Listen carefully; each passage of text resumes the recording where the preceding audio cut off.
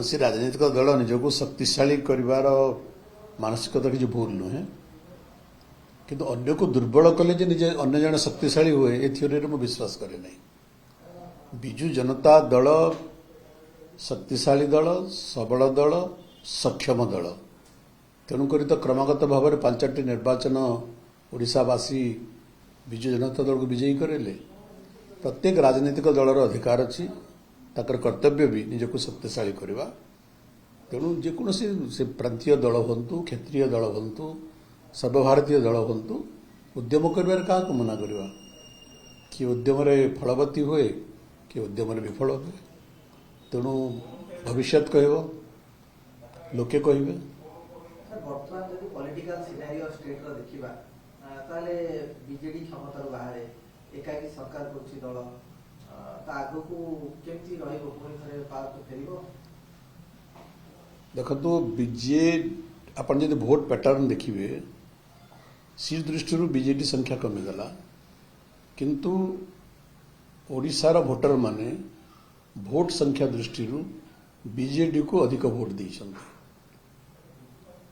चमत्कारिता से आज भी गत निर्वाचन में भी जदियो बिजु जनता दल क्षमतार हटि जाइछि ओडिशार सर्वाधिक लोक सर्वाधिक भोट अन्य दल अपेक्षा बिजु जनता दल को देइछन्ति।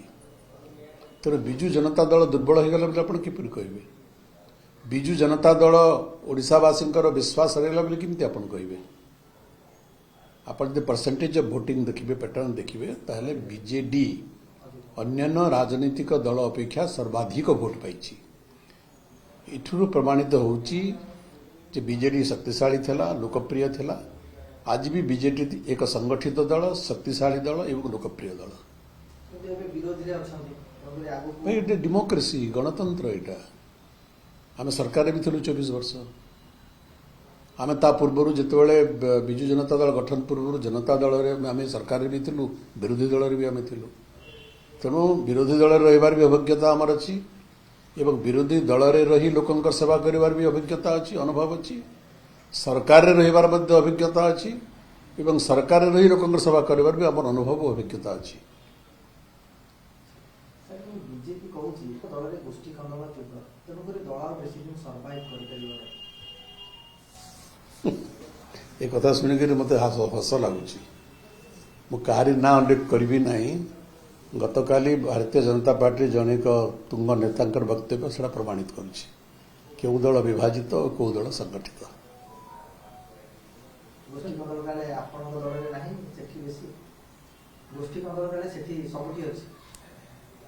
नहीं आम दल नेता आज भी जनप्रिय नेता एवं नेतृत्व नवीन पट्टनायक नेतृत्व दल संगठित भाव में चली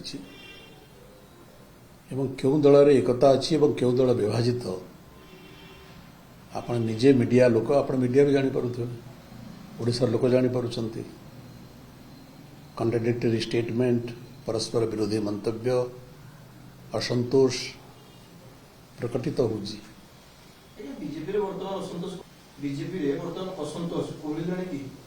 आप जानीपार ना कौड़ी कौन निया धरला सर विभिन्न राज्य में देखिए बीजेपी जो divide and rule policy Odisha रे बीजेपी पे से बड़े आपणले आपण केमता काउंटर स्ट्रेटेजी करिवे? आपण देखो तो ब्रिटिश माने भारत वर्ष को डिवाइड एंड रूल पॉलिसी रे शासन करथिले। आज देश स्वाधीन होईची जो माने डिवाइड एंड रूल पॉलिसी रे शासन करती से माने दीर्घ दिन भारत वर्ष को शासन करि परिबेनी।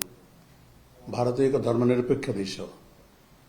भारतर चरित्र होउची भारतीय मनकर चरित्र होउची सहनशीलता, परस्पर प्रति प्रेम, स्नेह, भातृभाव।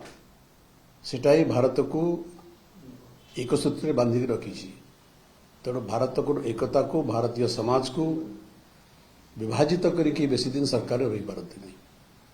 यहाँ हूँ भारतर संस्कृति, भारतीय मनकर चरित्र, भारतर ऐतिह्य और भारतर परंपरा। Sir divide and rule policy BJP सरकार आपणेबो बीजेपी आपणाए ताले भाई सबू राजनीतिक दल निज निज स्ट्रेटेजी अच्छी से संपर्क मोर मंतव्य देवा ठीक नुहे। जमी बिजु जनता दल गोटे मात्र स्ट्रेटेजी लोकंकर सेवा कर, लोकंक पाई काम कर, ଲୋକଙ୍କ ପାଇଁ ସ୍ୱପ୍ନ ଦେଖ, ସେ ସ୍ୱପ୍ନକୁ କାର୍ଯ୍ୟକାରୀ କର। सर आज किसी नेता एयरपोर्ट रु हैदराबाद अभिमुखे दिल्ली जाउछंती तो गोटे गोष्ठी कुंदल देखा जाउन कि बीजेडी कोठी बीजेडी रो 12 ରୁ 14 नेता आज एकाठी गोष्ठी की जाइछंती बीजेडी रो बीजेडी रो ମୁଁ ଜାଣିନି, ମୋର ଜ୍ଞାତ ସରରେ ନାହିଁ ସେଟା। ଆଜ୍ଞା ଆପଣ ମାନେ ଯେମିତି କହୁଥିଲେ କି ବିଜେପି ରେ ମଧ୍ୟ ଅସନ୍ତୋଷ ରହିଛି, ଗତକାଲି ଯାହା ମଧ୍ୟ ଆପଣ କହିଲେ ଗତକାଲିର ଘଟଣା ଘଟିଛି ବୋଲି, ଏଥିରୁ ବିଜୁ ଜନତା ଦଳ କିଛି ଫାଇଦା ମିଳିବ ବୋଲି ଆପଣ ଆଶା ରଖୁଛନ୍ତି କି? ଯେତେବେଳେ ବରିଷ୍ଠ ଦେଖନ୍ତୁ, ମୁଁ ବ୍ୟକ୍ତିଗତ ଭାବରେ ଏଥିରୁ ଫାଇଦା ନେବା ବା ଲାଭ କ୍ଷତିର ହିସାବ ନିକାଶ ମୁଁ କରେ ନାହିଁ। ନିଜକୁ ଶକ୍ତିଶାଳୀ କର, ନିଜକୁ ସଂଗଠିତ କର, ନିଜର ନୀତି ଓ ଆଦର୍ଶରେ ଚାଲ, ସେଟା ହିଁ ନିଜକୁ, ନିଜର ଦଳକୁ, ନିଜର ସଂଗଠନକୁ ଶକ୍ତିଶାଳୀ କରିବ। ତେଣୁ ମୁଁ ଯାହା ଆଗରୁ କହୁଥିଲି ଯେ ଅନ୍ୟର ଦୁର୍ବଳତା ଉପରେ ଅନ୍ୟ ଦୁର୍ବଳତାକୁ ଦେଖି ନିଜକୁ ଶକ୍ତିଶାଳୀ ବୋଲି ମୁଁ କେବେ ନିଜକୁ ଭାବେ ନାହିଁ। ନିଜର ଶକ୍ତି ନିଜେ ଆହରଣ କର ଏବଂ ଲୋକ ହିଁ ସେ ଶକ୍ତି ଦିଅନ୍ତି। ଆଜ୍ଞା ଦୁର୍ବଳ କି ଆପଣ ଯେମିତି କହିଲେ କି ଅନ୍ୟର ଦୁର୍ବଳତାକୁ ନିଜର ଶକ୍ତି ବୋଲି ଧରନ୍ତୁ ନାହିଁ, ମୁଁ ବ୍ୟକ୍ତିଗତ ଭାବରେ ଭାବେ ନାହିଁ। ନିଜେ ଶକ୍ତିଶାଳୀ ହୁଅ, ନିଜେ ସଂଗଠିତ ହୁଅ, ନିଜେ ଲୋକଙ୍କ ପାଇଁ କାର୍ଯ୍ୟ କର। ଲୋକ ହିଁ ଆମର ଶକ୍ତି, ଲୋକ ହିଁ ଆମର ଆତ୍ମବଳ, ଲୋକ ହିଁ ଆମର ଆତ୍ମବିଶ୍ୱାସ। ଆଜ୍ଞା ଯେମିତି ସରକାର ଆରମ୍ଭରୁ ଏଭଳି ଗୋଷ୍ଠୀକା ଦେଖାଗଲାଣି ଭାରତୀୟ ଜନତା ପାର୍ଟିରେ, ତାକୁ ଆପଣ କେମିତି କହୁଛନ୍ତି ଜଣେ ସିନିୟର ପଲିଟିସିଆନ ଭାବରେ? ଭବିଷ୍ୟତ କ'ଣ? ଆମେ ଚାହୁଁ ଓଡ଼ିଶାର ଭବିଷ୍ୟତ ଉଜ୍ଜଳମୟ ହେଉ ଏବଂ ଯେଉଁମାନେ ଓଡ଼ିଶାର ଭବିଷ୍ୟତକୁ ଉଜ୍ଜଳମୟ କରିବା ପାଇଁ ଚେଷ୍ଟା କଲେ ଲୋକେ ତାଙ୍କୁ ସମର୍ଥନ ଦେବେ। ଆମକୁ 24-25 ବର୍ଷ ଧରି ଲୋକ ସମର୍ଥନ ଦେଲେ। ଆମେ କିଛି କାମ କରିଥିଲୁ ବୋଲି ତ ଲୋକ ସମର୍ଥନ ଦେଲେ। ଆମେ କିଛି ଲୋକଙ୍କର କାମ କରିଥିଲୁ ବୋଲିକରି ତ ସରକାର ଯିବା ସତ୍ତ୍ୱେ ଅଧିକାଂଶ ଲୋକ ଆମକୁ ଭୋଟ ଦେଲେ। ତେଣୁ ଲୋକଶକ୍ତି ଉପରେ, ଲୋକସେବା ଉପରେ, ଲୋକଙ୍କର ସ୍ୱାର୍ଥ ଉପରେ ଆମେ ବିଶ୍ୱାସ କରୁ।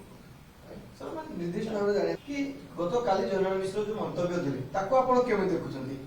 ସେ ସମ୍ପର୍କରେ ମୁଁ କିଛି ମନ୍ତବ୍ୟ ଦେବି ନାହିଁ। ସେ ତାଙ୍କର ଆନ୍ତରିକ ଘରୋଇ ବ୍ୟାପାର ଏବଂ ଅନ୍ୟ ଦଳର ଘରୋଇ ବ୍ୟାପାର ଉପରେ ମୋର କିଛି ମନ୍ତବ୍ୟ ଦେବାର ଆବଶ୍ୟକତା ନାହିଁ, ଔଚିତ୍ୟ ବି ନାହିଁ।